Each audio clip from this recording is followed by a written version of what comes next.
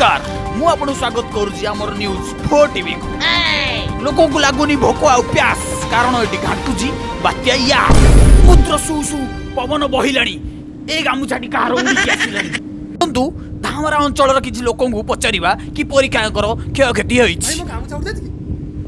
हां भाई मो झाड़ा बोतल उड़ी जाति ए भाई को करिया गला बात्यार किछि नाही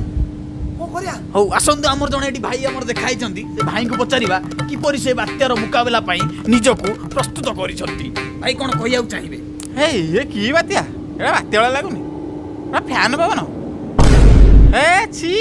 आ भाई किपरि आपण प्रस्तुत होइछंती बात्या लागि किपरि आपण अवलंबन केबडी सतर्कता आपण केबली अवलंबन करछन टिके देखंतु आमे तो बहुत बात्या देखिजु किंतु ये बात्या वाला लागुनै